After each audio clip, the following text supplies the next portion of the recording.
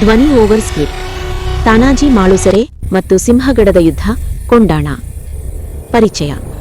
ಭಾರತದ ಇತಿಹಾಸದಲ್ಲಿ ಕೆಲವು ಯುದ್ಧಗಳು ಶಕ್ತಿಯಿಂದ ಗೆಲ್ಲಲ್ಪಟ್ಟಿವೆ ಮತ್ತು ಕೆಲವು ಯುದ್ಧಗಳು ತ್ಯಾಗದಿಂದ ಗೆಲ್ಲಲ್ಪಟ್ಟಿವೆ. ಸಿಂಹಗಡದ ಯುದ್ಧವು ಸಂಖ್ಯೆಗಳಿಗಾಗಿ ನೆನಪಾಗಿಲ್ಲ, ಆದರೆ ಶತಮಾನಗಳ ಕಾಲ ಪ್ರತಿಧ್ವನಿಸುವ ಒಂದೇ ಒಂದು ವಾಕ್ಯಕ್ಕಾಗಿ ನೆನಪಾಗಿದೆ. ಗಡ ಆಲ, ಪಣ ಸಿಂಹಗೇಲ. ಕೋಟೆ ಗೆದ್ದಿದೆ, ಆದರೆ ಸಿಂಹವನ್ನು ಕಳೆದುಕೊಂಡೆವು. ಇದು ತಾನಾಜಿ ಮಾಳುಸರೆಯವರ ನಿಜವಾದ ಇತಿಹಾಸ ಮತ್ತು ಸ್ವರಾಜ್ಯದ ಆತ್ಮವನ್ನು ರೂಪಿಸಿದ ಯುದ್ಧ. ಹಿನ್ನೆಲೆ: ಶಿವಾಜಿ ಮಹಾರಾಜರು ಏಕೆ ಕೊಂಡಾಣ ಕೋಟೆಯನ್ನು ಮರಳಿ ಪಡೆಯಬೇಕೆಂದು ನಿರ್ಧರಿಸಿದರು? ಆ ವರ್ಷ ಕ್ರಿಸ್ತಶಕ 1670. ಸ್ಥಳ: ಪಶ್ಚಿಮ ಡೆಕ್ಕನ್ನ ಪುಣೆ ಪ್ರದೇಶ. 5 ವರ್ಷಗಳ ಹಿಂದೆ ಕ್ರಿಸ್ತಶಕ 1665ರಲ್ಲಿ ಶಿವಾಜಿ ಮಹಾರಾಜರು ಮೊಘಲ್ ಸಾಮ್ರಾಜ್ಯದೊಂದಿಗೆ ಪುರಂದರ್ ಒಪ್ಪಂದಕ್ಕೆ ಸಹಿ ಹಾಕಬೇಕಾಯಿತು. ಈ ಒಪ್ಪಂದದಂತೆ ಶಿವಾಜಿ ಮಹಾರಾಜರು 23 ಪ್ರಮುಖ ಕೋಟೆಗಳನ್ನು ಔರಂಗಜೇಬನಿಗೆ ಒಪ್ಪಿಸಬೇಕಾಯಿತು. ಅವುಗಳಲ್ಲಿ ಒಂದೇ ಕೊಂಡಾಣ ಕೋಟೆ. ಕೊಂಡಾಣ ಕೇವಲ ಕಲ್ಲಿನ ಕೋಟೆಯಾಗಿರಲಿಲ್ಲ, ಅದು ನಿಯಂತ್ರಿಸುತ್ತಿತ್ತು ಪುಣೆ ಸಾತಾರ ವ್ಯಾಪಾರ ಮತ್ತು ಸೇನಾ ಮಾರ್ಗವನ್ನು, ರಾಜಗಡದ ಭದ್ರತೆಯನ್ನು, ಮರಾಠರ ರಾಜಧಾನಿಯನ್ನು, ಸಂಪೂರ್ಣ ಪುಣೆ ಪ್ರದೇಶವನ್ನು, ಸ್ವರಾಜ್ಯದ ಹೃದಯ ಭಾಗವನ್ನು. ಕೊಂಡಾಣ ಮೊಘಲ್ರ ಕೈಯಲ್ಲಿರುವ ತನಕ ಪುಣೆ ನಿರಂತರ ಅಪಾಯದಲ್ಲಿತ್ತು, ಮರಾಠ ಸೇನಾ ಚಲನೆಗಳು ಬಹಿರಂಗವಾಗುತ್ತಿತ್ತು, ಸ್ವರಾಜ್ಯವೇ ಅಸುರಕ್ಷಿತವಾಗಿತ್ತು. ಆದ್ದರಿಂದ 1670ರಲ್ಲಿ ಶಿವಾಜಿ ಮಹಾರಾಜರು ಸ್ಪಷ್ಟ ನಿರ್ಧಾರ ಕೈಗೊಂಡರು. ಇದು ಗರ್ವದ ಪ್ರಶ್ನೆಯಲ್ಲ, ಇದು ಅಸ್ತಿತ್ವದ ಪ್ರಶ್ನೆ. ಕೊಂಡಾಣವನ್ನು ಮರಳಿ ಪಡೆಯಬೇಕು. ಶತ್ರು: ಉದಯಭಾನ್ ರಾಥೋಡ್. ಔರಂಗಜೇಬನು ಉದಯಭಾನ್ ರಾಥೋಡ್ ಎಂಬ ಧೈರ್ಯಶಾಲಿ ಮತ್ತು ಅನುಭವ ಸಂಪನ್ನ ರಾಜಪೂತ್ ಸೇನಾಧಿಪತಿಯನ್ನು ಕೊಂಡಾಣ ಕೋಟೆಯ ಅಧಿಪತಿಯಾಗಿ ನೇಮಿಸಿದ್ದನು. ಉದಯಭಾನ್ ರಾಥೋಡ್ ಯುದ್ಧದಲ್ಲಿ ನಿರ್ಭಯ, ಮೊಘಲ್ ಸಾಮ್ರಾಜ್ಯಕ್ಕೆ ಅಪಾರ ನಿಷ್ಠಾವಂತ, ಅತಿ ನಿಪುಣ ಕತ್ತಿಗಾರ. ಅವನ ಅಧೀನದಲ್ಲಿದ್ದ ಕೋಟೆ ಭಾರೀ ಕಲ್ಲಿನ ಗೋಡೆಗಳಿಂದ ರಕ್ಷಿಸಲ್ಪಟ್ಟು, ತೀಕ್ಷ್ಣವಾದ ಲಂಬ ಬಂಡೆಗಳಿಂದ ಆವೃತ, ಶಸ್ತ್ರಸಜ್ಜಿತ ಸೈನಿಕರಿಂದ ಕಾವಲು. ಹಗಲು ರಾತ್ರಿ ಗೋಪುರಗಳಿಂದ ನಿಗಾವಹಿಸಲಾಗುತ್ತಿತ್ತು. ಹಗಲು ದಾಳಿ ಅಸಾಧ್ಯವಾಗಿತ್ತು. ಶಿವಾಜಿ ಮಹಾರಾಜರು ತಾನಾಜಿ ಮಾಳುಸರೆಯನ್ನು ಆಯ್ಕೆ ಮಾಡುತ್ತಾರೆ. ಆ ಅಸಾಧ್ಯ ಕಾರ್ಯಕ್ಕಾಗಿ ಶಿವಾಜಿ ಮಹಾರಾಜರು ಆಯ್ಕೆ ಮಾಡಿದವರು ತಮಗೆ ಅತ್ಯಂತ ನಂಬಿಕೆಯಿದ್ದ ಯೋಧ ತಾನಾಜಿ. ಹಿರಿಯ ಮಾವಳ ಸೇನಾಧಿಕಾರಿ, ಪರ್ವತ ಯುದ್ಧದಲ್ಲಿ ನಿಪುಣ, ಅಪಾರ ನಿಷ್ಠೆಗೆ ಹೆಸರುವಾಸಿ, ಶಿವಾಜಿ ಮಹಾರಾಜರ ವೈಯಕ್ತಿಕ ಗೌರವಕ್ಕೆ ಪಾತ್ರ. ಆ ಸಮಯದಲ್ಲಿ ತಾನಾಜಿ ಮಾಳುಸರೆ ತಮ್ಮ ಮಗನ ವಿವಾಹದ ಸಿದ್ಧತೆಯಲ್ಲಿ ಇದ್ದರು. ಶಿವಾಜಿ ಮಹಾರಾಜರು ಕೊಂಡಾಣದ ವಿಷಯ ಪ್ರಸ್ತಾಪಿಸಿದಾಗ ತಾನಾಜಿ ಕ್ಷಣವೂ ಯೋಚಿಸದೆ ಹೇಳಿದರು, ಮೊದಲು ಕೊಂಡಾಣದ ಮದುವೆ, ನಂತರ ನನ್ನ ಮಗನದು. ಇದು ನಾಟಕವಲ್ಲ, ಇದು ಮರಾಠ ಧರ್ಮ. ಕೊಂಡಾಣ ಮೇಲೆ ದಾಳಿ ಮಾಡುವ ಕಷ್ಟಗಳು. ಕೊಂಡಾಣ ಭಾರತದಲ್ಲಿನ ಅತ್ಯಂತ ಕಠಿಣ ಕೋಟೆಗಳಲ್ಲಿ ಒಂದಾಗಿತ್ತು. ಸ್ವಾಭಾವಿಕ ಕಷ್ಟಗಳು: ಲಂಬವಾದ ಬಂಡೆಗೋಡೆಗಳು, ಜಾರಿಲುವ ಕಲ್ಲುಮೈ, ಕಿರಿದಾದ ಹತ್ತುವ ದಾರಿಗಳು, ದೊಡ್ಡ ಸೇನೆಗೆ ಸಂಪೂರ್ಣ ಅಸಾಧ್ಯ. ಸೈನಿಕ ಕಷ್ಟಗಳು: ಮೊಘಲ್ ಗಸ್ತು, ಭಾರೀ ಕೋಟೆಗೋಡೆಗಳು, ಶಸ್ತ್ರಸಜ್ಜಿತ ಕಾವಲುಗಾರರು, ಒಂದು ಸಣ್ಣ ಶಬ್ದವೂ ಅಪಾಯ. ಅನುಭವಿಗಳೇ ಹೇಳುತ್ತಿದ್ದರು, ಕೊಂಡಾಣವನ್ನು ರಾತ್ರಿ ಗೆಲ್ಲಲು ಸಾಧ್ಯವಿಲ್ಲ. ಯಶವಂತಿ: ಘೋರ್ಪಾಡಿನ ಪಾತ್ರ. ತಾನಾಜಿ ಮಾಳುಸರೆಯವರು ಇದುವರೆಗೂ ಯಾರೂ ಪ್ರಯತ್ನಿಸದ ಹೋರಾಗಿ ರೂಪಿಸಿದರು.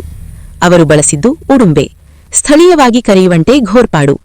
ಮರಾಠ ಮೌಖಿಕ ಇತಿಹಾಸ ಮತ್ತು ಪರಂಪರೆಯ ಪ್ರಕಾರ ಈ ಘೋರ್ಪಾಡಿಗೆ ಯಶವಂತಿ ಎಂಬ ಹೆಸರನ್ನು ಛತ್ರಪತಿ ಶಿವಾಜಿ ಮಹಾರಾಜರು ನೀಡಿದ್ದೆಂದು ನಂಬಲಾಗುತ್ತದೆ. ಯಶವಂತಿ ಎಂದರೆ ಯಶಸ್ಸನ್ನು ತರುವವಳು. ಯಶವಂತಿಗೆ ಬಲವಾದ ಹಗ್ಗವನ್ನು ಕಟ್ಟಲಾಯಿತು. ರಾತ್ರಿ ಮೌನದಲ್ಲಿ ಯಶವಂತಿ ಬಂಡೆಯನ್ನು ಹತ್ತಿದಳು. ಹಗ್ಗವನ್ನು ಕೋಟೆಯ ಮೇಲೆ ಬಿಗಿಯಲಾಯಿತು. ತಾನಾಜಿ ಮತ್ತು ಮಾವಳರು ಹತ್ತಿದರು. ಇದು ಅಂಧಶ್ರದ್ಧೆಯಲ್ಲ, ಇದು ಬುದ್ಧಿವತ್ತು, ಧೈರ್ಯ ಮತ್ತು ಪ್ರಕೃತಿಯ ಜ್ಞಾನ. ಅಸಾಧ್ಯ ಸಾಧ್ಯವಾಯಿತು. ರಾತ್ರಿ ದಾಳಿ. ದಾಳಿ ನಡೆದ ದಿನಾಂಕ: ಕ್ರಿಸ್ತಶಕ 1670 ಫೆಬ್ರವರಿ 4ರ ರಾತ್ರಿ. ತಾನಾಜಿ ಮಾಳುಸರೆ ಅವರು ಸುಮಾರು 300 ಮಾವಳ ಯೋಧರನ್ನು ಮುನ್ನಡೆಸಿದರು. ಅವರು ಹತ್ತಿದ್ದು ಸಂಪೂರ್ಣ ಕತ್ತಲಲ್ಲಿ, ದೀಪವಿಲ್ಲದೆ, ಕೈ ಮತ್ತು ಹಗ್ಗಗಳ ಸಹಾಯದಿಂದ. ಕೋಟೆಯೊಳಗೆ ಪ್ರವೇಶಿಸಿದ ನಂತರ ಕಾವಲುಗಾರರನ್ನು ಮೌನವಾಗಿ ಸೋಲಿಸಲಾಯಿತು. ಬಾಗಿಲು ತೆರೆಯಲಾಯಿತು. ಇನ್ನಷ್ಟು ಮರಾಠ ಯೋಧರು ಒಳಪ್ರವೇಶಿಸಿದರು. ಬೆಳಗಿನ ಜಾವ ಕೊಂಡಾಣ ಯುದ್ಧಭೂಮಿಯಾಗಿತ್ತು. ತಾನಾಜಿ ಮಾಳುಸರೆ ವರ್ಸಸ್ ಉದಯಭಾನ್ ರಾಥೋಡ್. ಕೋಟೆಯೊಳಗೆ ತಾನಾಜಿ ಮಾಳುಸರೆ ಉದಯಭಾನ್ ರಾಥೋಡ್ರನ್ನು ಎದುರಿಸಿದರು. ಅದು ಭೀಕರ ಮುಖಾಮುಖಿ ಯುದ್ಧ. ಕತ್ತಿಗೆ ಕತ್ತಿ, ಗುರಾಣಿಗೆ ಗುರಾಣಿ. 2 ಯೋಧರು ಹೋರಾಡಿದರು, ಧೈರ್ಯದಿಂದ, ಶಕ್ತಿಯಿಂದ, ಗೌರವದಿಂದ. ಯುದ್ಧದ ವೇಳೆ ತಾನಾಜಿಯ ಗುರಾಣಿ ಮುರಿತು. ಅವರಿಗೆ ಗಂಭೀರ ಗಾಯಗಳಾದವು. ಆದರೂ ತಾನಾಜಿ ಹೋರಾಟ ನಿಲ್ಲಿಸಲಿಲ್ಲ. ಕೊನೆಗೆ ತಾನಾಜಿ ಮಾಳುಸರೆ ವೀರಮರಣ ಹೊಂದಿದರು. ಉದಯಭಾನ್ ರಾಥೋಡ್ ಕೂಡ ಹತನಾದರು. ತಾನಾಜಿ ಮಾಳುಸರೆಯ ಮರಣ ದಿನಾಂಕ ಕ್ರಿಸ್ತಶಕ 1670 ಫೆಬ್ರವರಿ 5 ಬೆಳಗಿನ ಜಾವ. ಇದು ಸೋಲಲ್ಲ, ಇದು ವೀರತ್ಯಾಗ. ತಿರುವುಕ್ಷಣ ಸೂರ್ಯಾಜಿ ಮಾಳುಸರೆ. ತಾನಾಜಿ ಬಿದ್ದಾಗ ಮಾವಳ ಯೋಧರು ಕ್ಷಣಕಾಲ ಹಿಂಜರಿದರು. ಆ ಸಮಯದಲ್ಲಿ ತಾನಾಜಿಯ ಸಹೋದರ ಸೂರ್ಯಾಜಿ ಮಾಳುಸರೆ ಮುಂದೆ ಬಂದರು. ಅವರು ಗರ್ಜಿಸಿದರು, ಹಿಂತಿರುಗುವ ದಾರಿಯಿಲ್ಲ, ಹಗ್ಗಗಳನ್ನು ಕತ್ತರಿಸಿ, ಕೋಟೆ ಗೆದ್ದಿರಿ, ಇಲ್ಲವೇ ಇಲ್ಲೇ ಮಡಿ. ಹಿಂತಿರುಗುವ ಮಾರ್ಗವಿಲ್ಲದ ಕಾರಣ ಮಾವಳರು ಉಗ್ರವಾಗಿ ಹೋರಾಡಿದರು. ಮೊಘಲ್ ಪಡೆ ಸೋಲಾಯಿತು. ಕೊಂಡಾನದ ವಿಜಯ. ವಿಜಯ ದಿನಾಂಕ ಕ್ರಿಸ್ತಶಕ 1670 ಫೆಬ್ರವರಿ 5. ಬೆಳಗಿನ ಹೊತ್ತಿಗೆ ಕೊಂಡಾನ ಸಂಪೂರ್ಣವಾಗಿ ಮರಾಠರ ವಶವಾಯಿತು. ಮೊಘಲ್ ಆಡಳಿತ ಅಂತ್ಯವಾಯಿತು. ಮರಾಠ ಧ್ವಜ ಹಾರಿತು. ತಾನಾಜಿ ಮಾಳುಸರೆಯವರು ಈ ವಿಜಯವನ್ನು ನೋಡಲಿಲ್ಲ. ಅವರು ಗೆದ್ದ ಕೋಟೆಯಲ್ಲೇ ಶಯನಿಸಿದ್ದರು. ಕೋಟೆಯ ಹೆಸರು ಬದಲಾಯಿಸಿದ ದಿನಾಂಕ ಕ್ರಿಸ್ತಶಕ 1670 ಫೆಬ್ರವರಿ 5.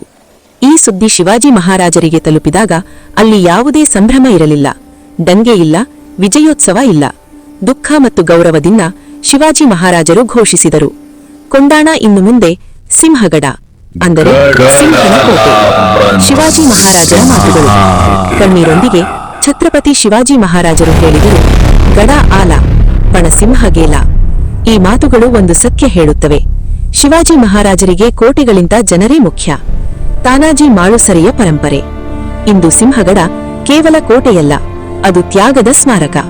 ತಾನಾಜಿ ಮಾಳುಸರೆ ನಮಗೆ ಕಲಿಸುತ್ತಾರೆ, ದೇಶ ಸ್ವಂತಕ್ಕಿಂತ ಮೊದಲು, ಕರ್ತವ್ಯ ಸೌಕರ್ಯಕ್ಕಿಂತ ಮೊದಲು, ಗೌರವ ಜೀವಕ್ಕಿಂತ ಮೇಲಾಗಿ.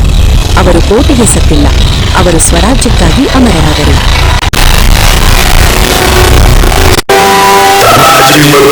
Teaches us nation before self, duty before comfort, honor before life.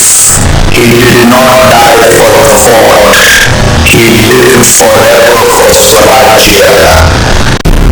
Honor before life, he did not die for the fort, he lived forever for Swarajya.